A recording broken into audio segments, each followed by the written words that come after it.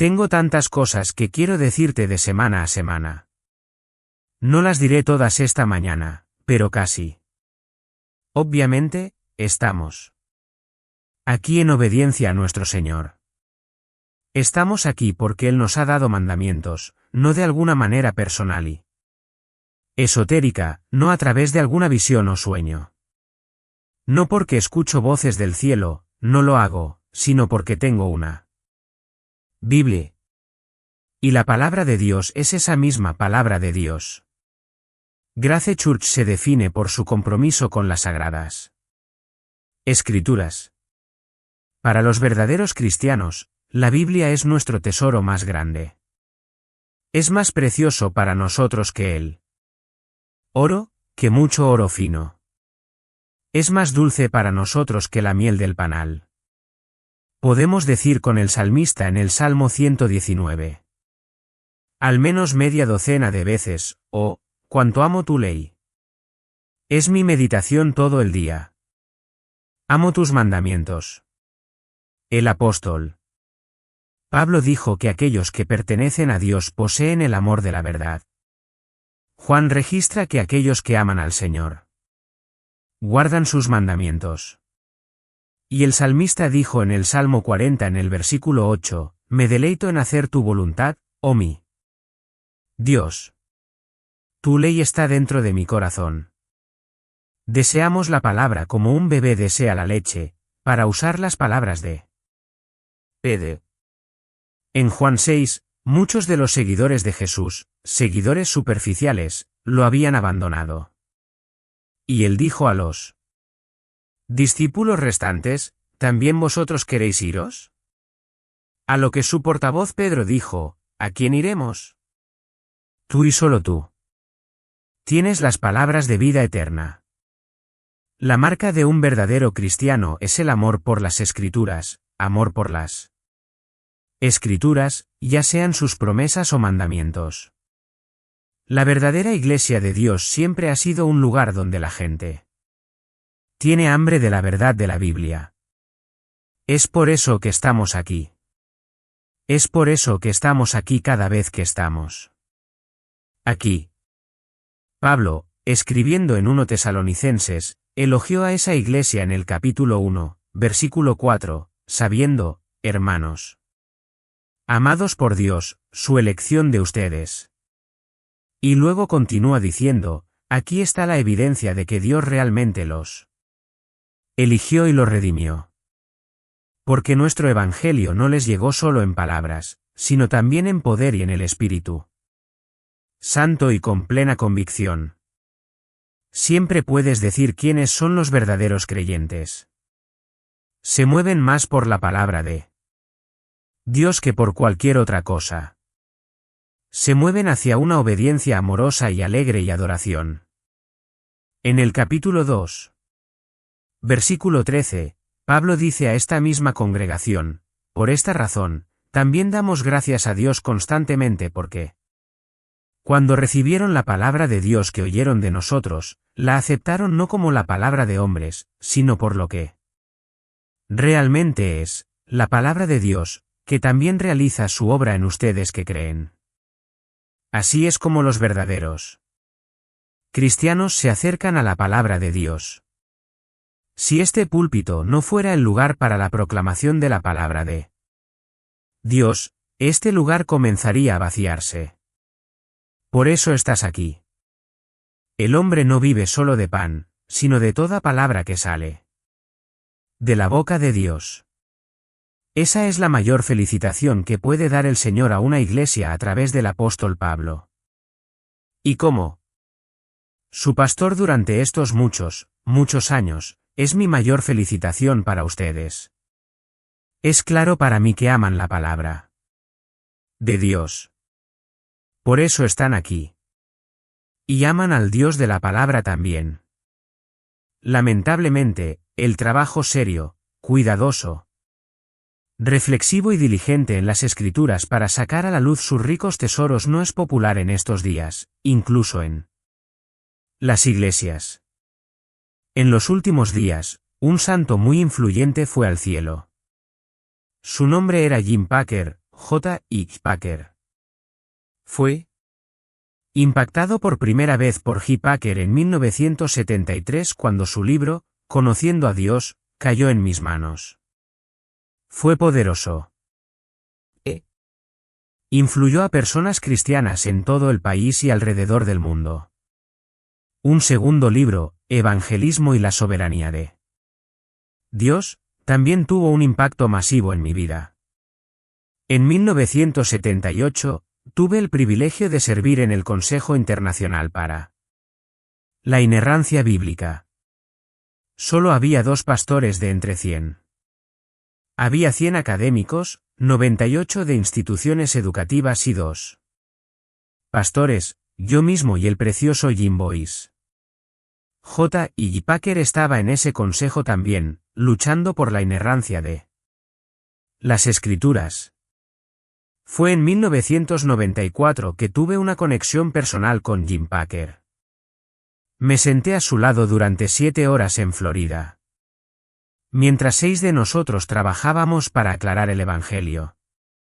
Estaba Bill Britt y Chuck Colson y Jim Packer.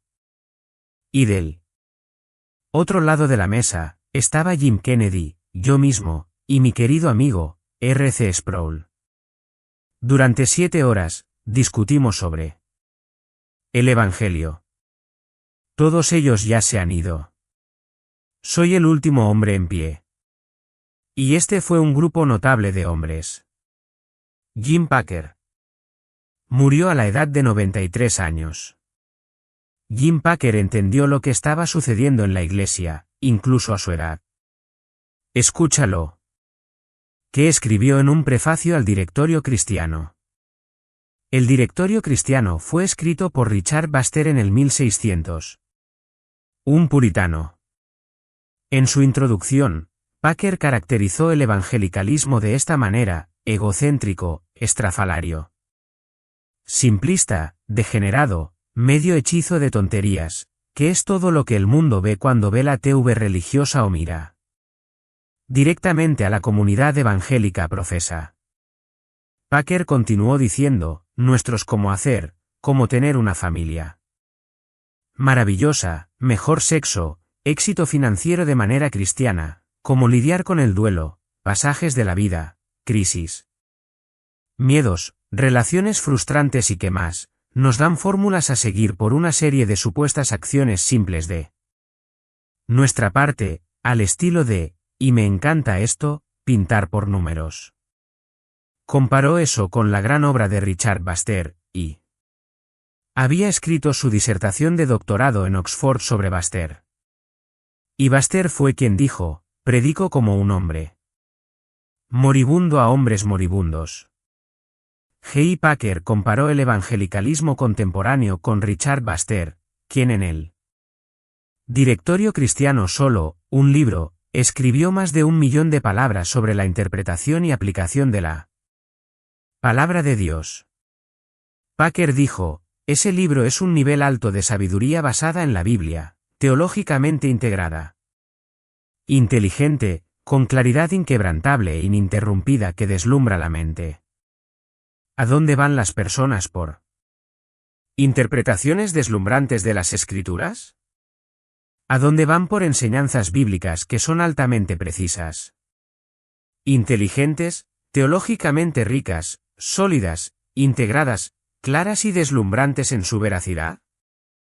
Mi otro amigo, R.C. Sproul, murió en diciembre de 2017. Y él dijo: nuestra cultura está arraigada en una mediocridad orgullosa. Eso debería ser obvio para todos. Él dijo: mientras aún hay mentes académicas trabajadoras en ciencia y tecnología y investigadores haciendo un trabajo arduo y tedioso en los campos, la cultura en general se ha conformado con lo que es rápido y barato. Música basura, arte basura y pensamiento basura. Nuestra cultura está demasiado fácilmente satisfecha y entretenida. La excelencia, la verdad y la verdadera belleza son el gran trío de virtudes que ahora están reemplazadas por divertido, genial y lindo. R.C. dijo: Obtenemos mediocridad porque la queremos, realmente la anhelamos. Pablo predijo que esto sucedería, que habría un tiempo cuando los hombres querrían que les hicieran cosquillas en los oídos. Hay mucho de eso ahora. Claramente hay una tendencia a eliminar lo trascendente, eliminar lo bíblico, eliminar lo teológico, lo profundo, la verdad exigente de las Escrituras, y alimentar a las multitudes hambrientas de mediocridad con un mensaje mediocre y una predicación mediocre para que la Iglesia acepte y legitime la superficialidad que la gente quiere. El cristianismo de la cultura pop sirve bien a los no creyentes. La gente no quiere tomar la Biblia en serio, entonces, ¿por qué debería la Iglesia tomarla en serio? Los pastores buscan ingenio, creatividad y estilo, en lugar de un estudio exigente y riguroso de las Escrituras. ¿Cuán lejos hemos caído? Me gustaría volver a los puritanos, siglo XVI y XVII, poderosos predicadores llamados puritanos porque su objetivo era purificar la Iglesia en Inglaterra. Eran tan fieles que en 1662 todos ellos fueron expulsados de sus iglesias en lo que se llama la Gran Expulsión. Hay todo tipo de historias sobre cómo fueron ejecutados por su fidelidad a la palabra de Dios siendo proclamada a un entorno religioso que no tenía interés en ella. Quiero hacer un último tributo a Jim Packer en memoria de él. Quiero citar algo que escribió, no parece posible negar que los puritanos fueron más fuertes justo donde los cristianos evangélicos de hoy son más débiles. Aquí había hombres de poder intelectual sobresaliente en quienes los hábitos mentales fomentados por el estudio sobrio estaban vinculados con un celo ardiente por Dios y un conocimiento minucioso del corazón humano. Todo su trabajo revela esta fusión única de dones y gracias, donde los puritanos pedían orden, disciplina, profundidad y minuciosidad. Nuestro temperamento es uno de descuido casual e impaciencia inquieta. Anhelamos trucos, novedades y entretenimientos. Hemos perdido nuestro gusto por el estudio sólido, la autoexaminación humilde, la meditación disciplinada y el trabajo arduo y poco espectacular en nuestros llamados y en nuestras oraciones. De nuevo, donde el puritanismo tenía a Dios y su gloria como su centro unificador, nuestro pensamiento gira en torno a nosotros mismos como si fuéramos el eje del universo. Ese es el tipo de predicación popular hoy en día. No es de extrañar, dice él, que tantas conversiones profesadas se alejen. Y luego, en la enseñanza sobre la vida cristiana, nuestra costumbre es retratarla como un camino de sentimientos emocionantes más que de fe trabajadora y de interrupciones sobrenaturales más que de justicia racional. Y al tratarla experiencia cristiana, nos detenemos constantemente en la alegría, la paz, la felicidad, la satisfacción sin equilibrio. Con el descontento divino de Romanos 7. Esta generación está desesperada por la palabra de Dios, pero no quiere la palabra de Dios. Y la Iglesia continuamente le da al mundo lo que quiere, y así se vuelve superficial. Hay un profeta en el Antiguo Testamento llamado Amós. 8 siglos antes de Cristo, el reino del norte de Israel estaba confiado. La moral había caído. La honestidad había desaparecido. El abuso de los pobres era muy común. La gente de clase alta era indulgente y vil. Pero había mucho dinero, la prosperidad estaba generalizada y la falsa adoración era popular. El reino del norte pensaba que tenía a Dios de su lado, hasta que Dios lanzó una bomba sobre el reino del norte. Esa bomba fue Amós. Irrumpió en Samaria, la capital del reino del norte, como un profeta de la condena, diciendo repetidamente a lo largo de su profecía que Dios estaba a punto de juzgar Todo el libro es un pronunciamiento de juicio divino cumplido en la conquista asiria. Toda la nación sería, dijo él, conquistada, deportada y esclavizada. Y cuando fueron esclavizados. Aquí estaría lo peor, capítulo 8, versículo 11, he aquí, vienen días, declara el Señor Dios, cuando enviaré una hambruna sobre la tierra, no una hambruna de pan o una sed de agua, sino más bien por oír las palabras del Señor.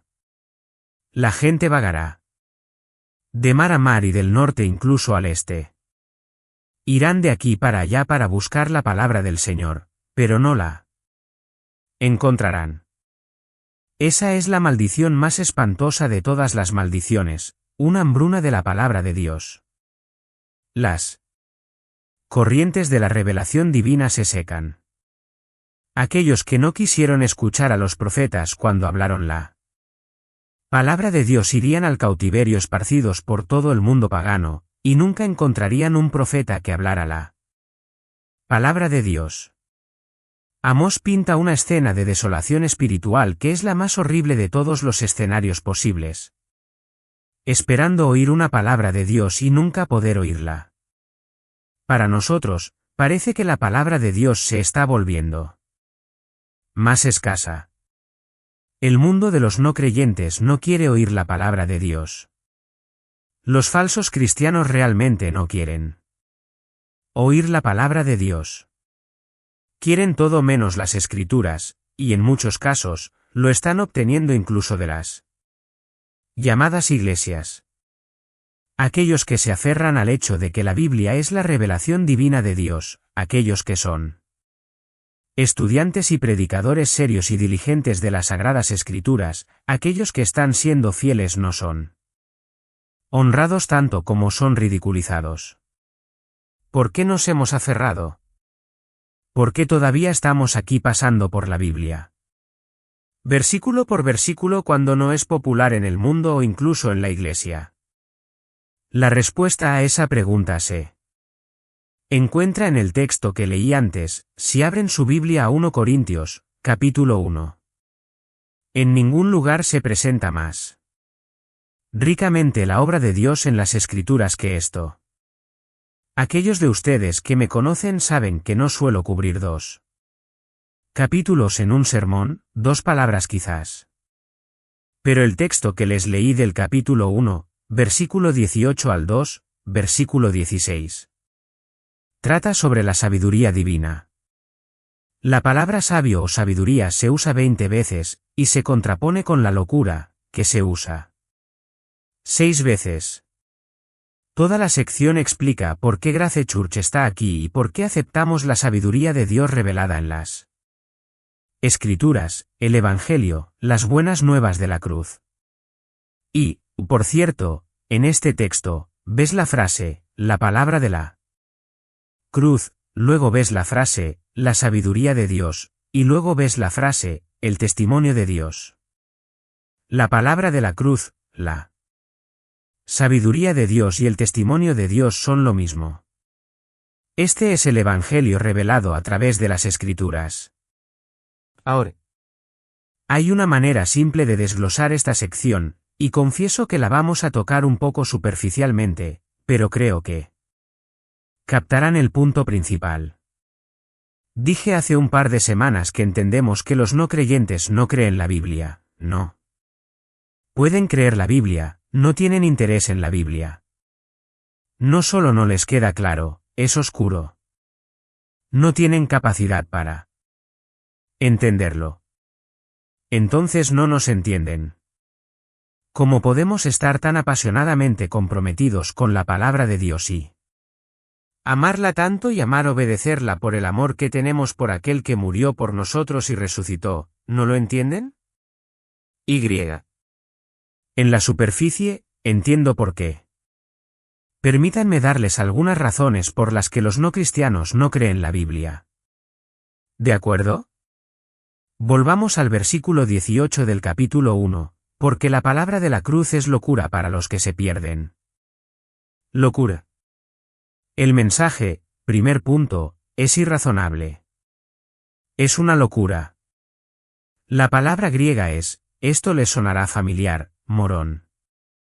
Es estúpido, sin sentido. La idea de que Dios, el único y eterno Dios, se convirtió en un hombre judío, vivió en Israel, fue rechazado por su pueblo, crucificado por los romanos, resucitó de entre los muertos y es el único Salvador del mundo era irrazonable.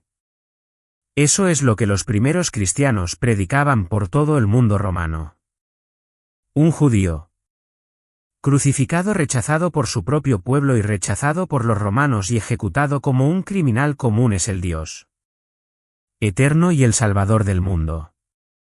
Eso es simplemente irrazonable. Es una locura. ¿Cómo convences a alguien de eso? Ponte en la posición de un creyente del siglo I entrando en el mundo gentil y diciendo, quiero contarte acerca de un hombre llamado Jesús, que es Dios encarnado, nacido en absoluta oscuridad en un pesebre, vivió en un pueblo insignificante llamado Nazaret, fue totalmente rechazado por su propia nación como un falso Mesías, entregado a los romanos y ejecutado. Y Él es el Dios eterno y único Salvador, y Él reinará sobre la tierra y su reino para siempre. Esto es morónico. Su mensaje es irrazonable. Miren el versículo 19, su verdad también es inalcanzable. Versículo 19, porque está escrito, destruiré la sabiduría de los sabios, y la astucia de los astutos desecharé. ¿Dónde está el sabio? ¿Dónde está el escriba? ¿Dónde está el dibátide de este siglo? ¿No ha hecho Dios necia la sabiduría del mundo? Y luego este importante versículo, porque en la sabiduría de Dios, el mundo por su sabiduría no conoció a Dios le agradó por la locura del mensaje predicado salvar a los que creen. Déjenme darles una visión general de eso. Es el versículo 19. Donde empezamos, y eso es una cita de Isaías 29:14. Isaías había dicho cuando Sennacherib, el rey asirio, estaba amenazando el reino del sur de Judá, Isaías dijo, la liberación vendrá para Judá, pero esa liberación no vendrá por la sabiduría de los líderes. No vendrá por la sabiduría de los sabios de Judá. No vendrá debido a su fuerza o debido a su astucia o debido a su astucia. Pero Dios, por su sabiduría, salvaría a Judá de Sennacherib. Y Pablo toma eso, destruiré la sabiduría de los sabios, y la astucia de los astutos desecharé. Es Dios quien libera. Y aparte de que Dios libere, no hay liberación. No puede venir de los hombres sabios. Miren el versículo 20. Esto también alude a un par de pasajes en Isaías. ¿Dónde está el sabio? ¿Dónde está el escriba? ¿Dónde está el dibátide de este siglo? ¿No ha hecho Dios necia la sabiduría del mundo? Tome todos los supuestos consejeros sabios de Israel, y ellos fueron necios. Todos los consejeros sabios del judaísmo, ellos fueron necios. Todos los consejeros sabios de cualquier nación, cualquier pueblo en cualquier nivel, y ellos son necios, lo que quiere decir que por muy inteligentes y sabios que puedan pensar que son, como en Romanos 1, profesando ser sabios son necios, no pueden alcanzar la verdad. Eso es lo que entonces resume el versículo 21, en la sabiduría de Dios, el mundo por su sabiduría no conoció a Dios. No puedes llegar a Dios a través de la sabiduría humana. Así que digo de nuevo, entendemos. Entendemos. La palabra de la cruz, el Evangelio es inalcanzable. Es irrazonable e inalcanzable. No puedes llegar allí por tu cuenta. Y luego, en tercer lugar, el apóstol Pablo dice que sus afirmaciones son poco atractivas. Son realmente poco atractivas. No son lo que la gente está buscando. Miren el versículo 22, porque ciertamente los judíos piden señales, y los griegos buscan sabiduría. Pero nosotros predicamos a Cristo crucificado, para los judíos un tropiezo, y para los gentiles locura. Vean el verbo pedir y el verbo buscar. Los judíos buscan una señal. Lucas 11:16, muéstranos una señal del cielo, dijeron. Querían una gran señal.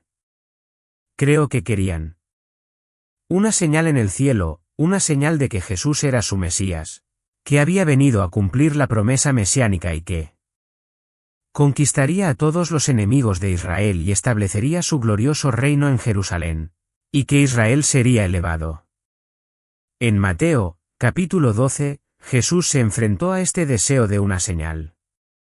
Mateo, capítulo 12, versículo 38, algunos de los escribas y fariseos le dijeron, Maestro, queremos ver una señal de ti. Él respondió y les dijo, una generación malvada y adúltera anhela una señal, y sin embargo no se le dará ninguna señal sino la señal del profeta Jonás. Porque así como Jonás estuvo 3 días 3 noches en el vientre del monstruo marino, así estará el Hijo del Hombre 3 días 3 noches en el corazón de la tierra. Jesús dijo, ¿quieres una señal? Voy a ser enterrado, pero solo por 3 días. ¿Quieres una señal? Te daré una señal. La señal será la resurrección. Querían una señal, recibieron una señal, la resurrección. Cuando fueron a la tumba, ¿qué estaba? Estaba vacía. Las ropas de la tumba estaban donde habrían estado cuando estaban envueltas alrededor de su cuerpo. La piedra fue removida. Hubo testigos oculares. Las mujeres lo vieron, y luego los apóstoles lo vieron. Y estuvo con ellos durante 40 días. Y luego vino el Espíritu Santo, y la Iglesia se estableció sobre la base de la muerte y resurrección del Redentor, Jesucristo. A pesar de eso, los judíos rechazaron. Y cuando los apóstoles en el Libro de los Hechos salieron a predicar la resurrección, los metieron en la cárcel. Los judíos querían una señal. Querían una señal diferente de la que recibieron, porque no había nada en ellos, no había facultad en ellos que pudiera creer. Era demasiado contrario a lo que esperaban. Por otro lado, los griegos buscan sabiduría. Esa es una frase simple. Pero si vuelves y miras la filosofía griega, encontrarás que es bastante intrincada, complicada, profunda. La oratoria era una gran parte de ella, poniendo a la gente a través de laberintos mentales con tu erudición. Conceptos esotéricos eran lo que atraía a los griegos, y se reían de un Dios que fue crucificado por los romanos. Todo el asunto era completamente ridículo para los judíos y los griegos. Entonces hay algunas barreras aquí. El Evangelio, la palabra de la cruz es irrazonable. Es inalcanzable. Está más allá de su capacidad de procesamiento porque no obtienen lo que quieren. No les da lo que quieren.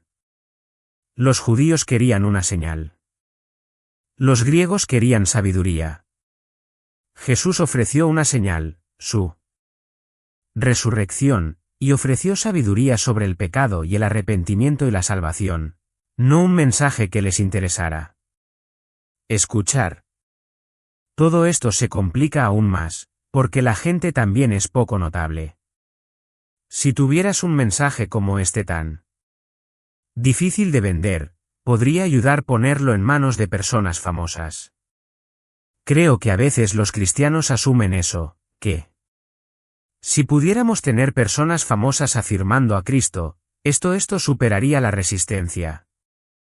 Pero eso no es lo que Dios diseñó. Versículo 23. Predicamos a Cristo crucificado, para los judíos un tropiezo, para los gentiles locura. Versículo 25. La locura de Dios es más sabia que los hombres, y la debilidad de Dios es más fuerte que los hombres. Entonces, ¿cómo superamos esto? Miren el versículo 26 al 28, porque consideren su llamamiento, hermanos, que no había muchos sabios según la carne, no muchos poderosos, no muchos nobles.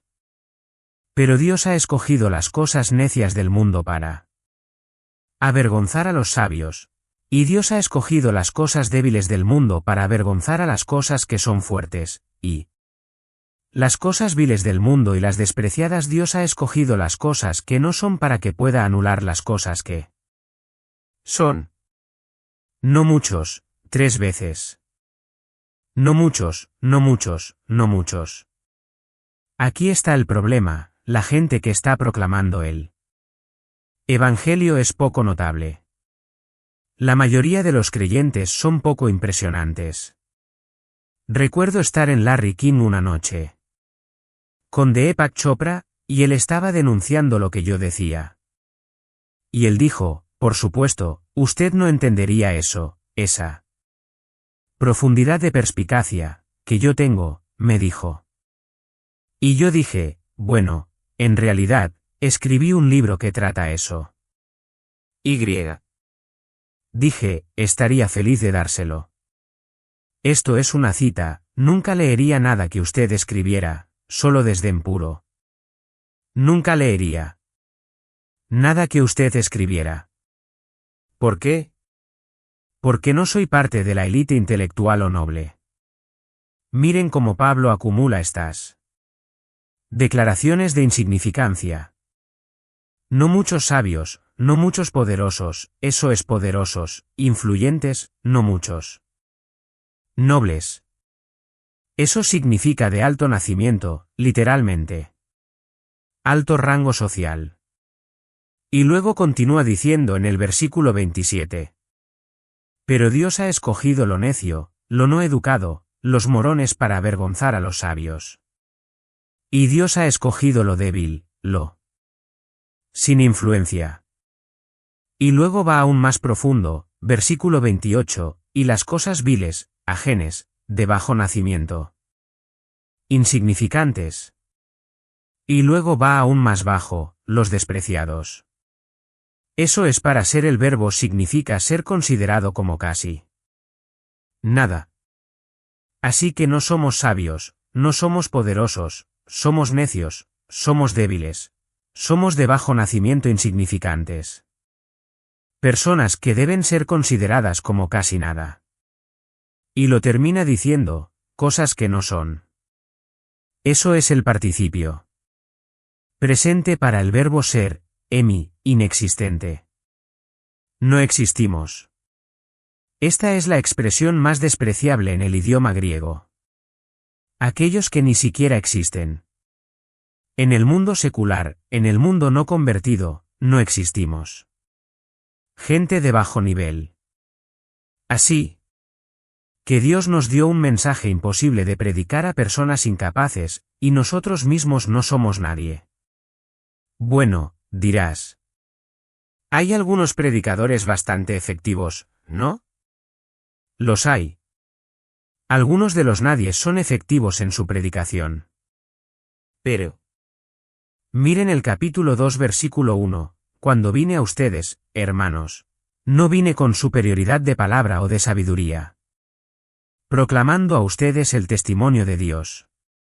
Entonces aquí está el quinto problema, los predicadores son anticuados. Los predicadores son anticuados, y por lo tanto, esencialmente inaceptables. No vine con superioridad de palabra. No vine con sabiduría. Más bien, determiné no saber nada entre ustedes excepto Jesucristo y el crucificado. Estuve con ustedes en debilidad y en temor y en mucho temblor.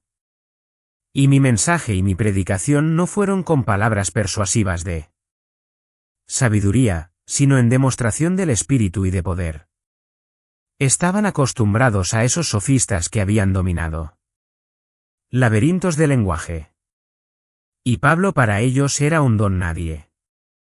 2 Corintios 10:10, él reconoce que dijeron que su habla era despreciable. Carecía de la sofisticación mental, la complejidad filosófica, la astucia esotérica, las palabras persuasivas de sabiduría. Le dije a nuestra gente hace unos meses que hay una antología sobre la predicación escrita por un erudito. Son 7 volúmenes, y tiene una sección sobre mí allí. Y creo que esto es tan interesante lo que dijo.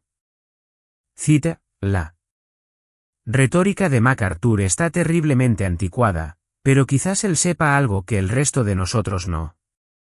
Continuó diciendo, ¿por qué tanta gente escucha a MacArthur, este producto de todas las escuelas equivocadas?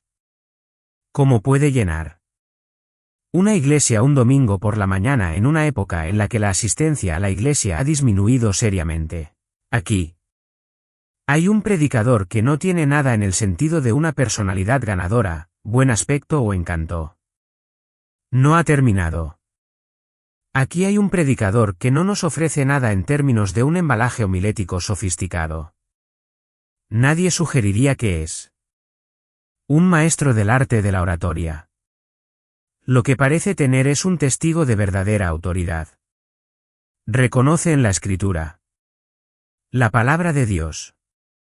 Y cuando predica, es la Escritura lo que se oye. No es que las palabras de John MacArthur sean tan interesantes, es que la palabra de Dios es de interés supremo. Por eso se escucha. Me gusta la parte sobre no tener una personalidad ganadora, buen aspecto o encanto, en realidad. Pero él está diciendo lo que Pablo está diciendo, ¿no es así? El mensaje es ofensivo, y el predicador es completamente insignificante. La mente caída no puede superar todo esto. La sabiduría del hombre, admitámoslo, puede hacer algunas cosas asombrosas, ciencia, tecnología, genética, medicina, industria, artes, cultura, todo tipo de cosas. La sabiduría del hombre no lo llevará a Dios. El Evangelio no está disponible, no está disponible. Esta sabiduría es demasiado alta. Está en otra esfera. Está en otra dimensión. Bueno. Dirás, ¿cómo llega alguien a conocer esto? Vuelvan al final del capítulo 1. ¿Cómo sabemos lo que sabemos? Versículo 30. Por su hacer ustedes están en Cristo Jesús, quien se convirtió para nosotros en sabiduría de Dios. ¿Qué? ¿Cómo llegaste a saber eso? ¿Cómo llegamos todos nosotros, los nadies, a saber esto? Por su hacer. Llévenme de vuelta al versículo 18. La palabra de la cruz, el final del versículo, para los que están siendo salvados es el poder de Dios. Versículo 24.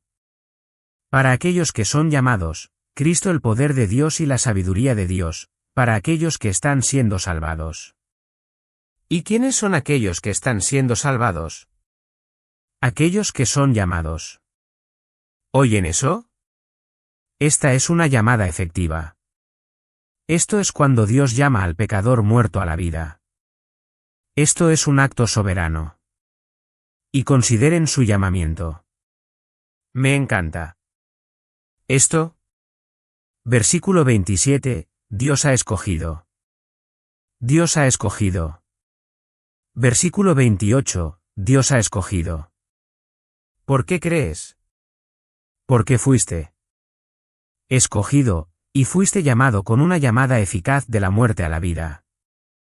Por eso el versículo 29 dice, no puedes jactarte, porque es por hacer de Dios que estás en Cristo Jesús.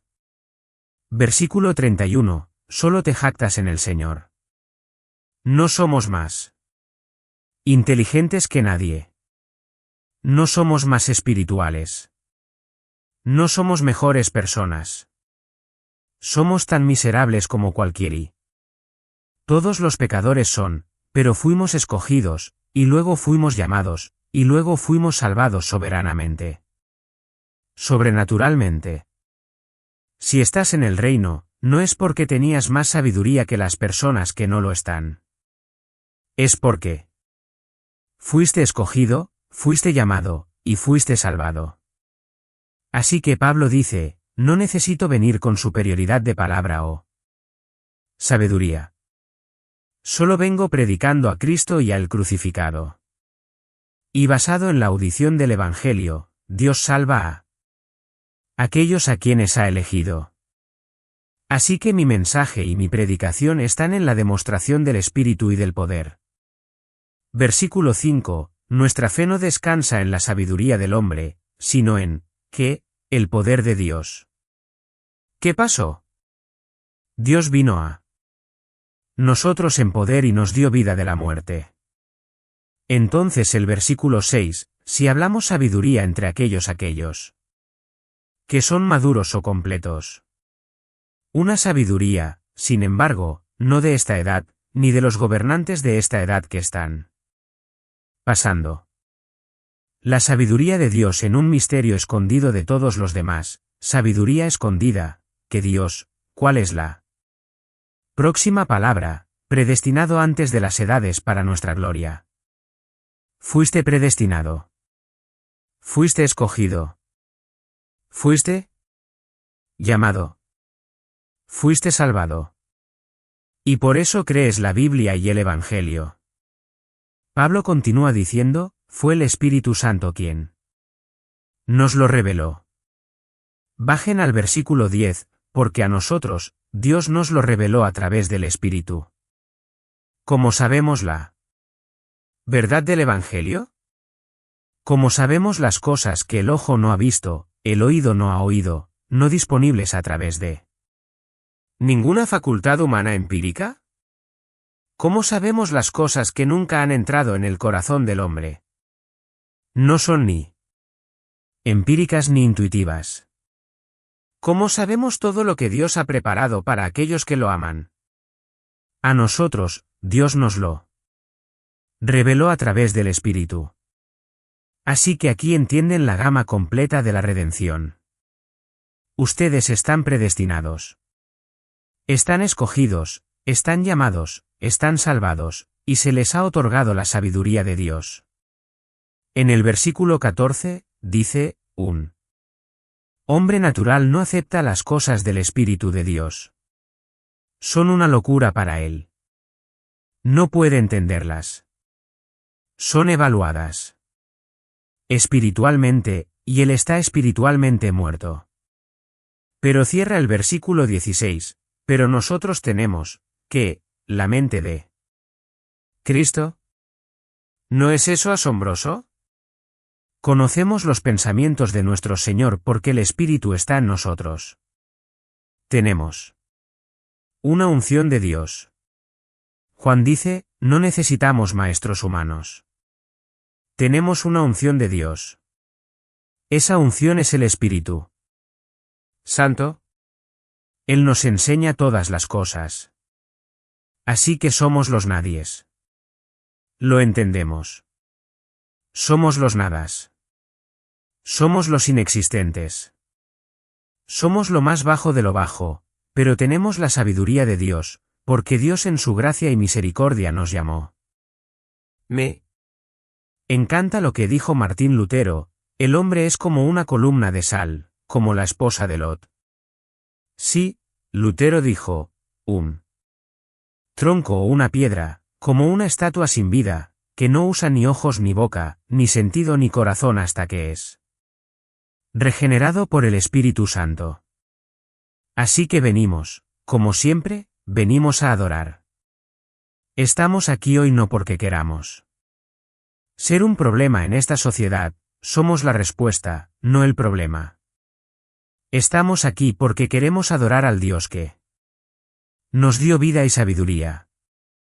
Si no tienes eso, ora la oración del Salmo 25, 5, guíame en tu verdad, pues tú eres el Dios de mi salvación. Ora Salmo 119, 18, abre mis ojos para que vea cosas maravillosas de tu ley. Pide a Dios que te dé luz y te dé vida. Solo viene de Él. Por su hacer, de vuelta en el capítulo 1 versículo 30, estás en Cristo Jesús quien se convirtió para nosotros en sabiduría de Dios y justicia y santificación y redención. Pide a Dios esas cosas. Clama a Dios por sabiduría divina para entender el Evangelio, por justicia para que se te acredite, imputada a ti, la misma justicia de Cristo que se convierte en la tuya a través de la fe. Pide a Dios que te purifique del pecado, que te compre de vuelta de la muerte y el infierno. Esa es la única esperanza que tiene un pecador. No puedes hacerlo por tu cuenta. Tienes que pedir. Y Jesús dijo, quien quiera que venga a mí, nunca lo rechazaré. ¿Verdad? Nuestro Padre, solo nos reunimos por una razón, y esa es reconocer que te amamos y te adoramos. Estamos aquí por ti. Estamos ofreciendo nuestro sacrificio de alabanza y nuestra adoración para ti, para tu gloria. Tú eres la audiencia. Nosotros somos los adoradores. Que traemos nuestro sacrificio de alabanza desde lo más profundo de nuestros corazones.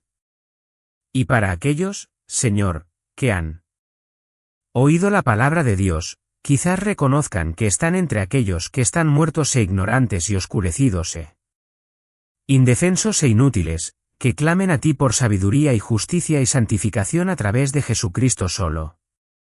Y es en su nombre que oramos. Amén.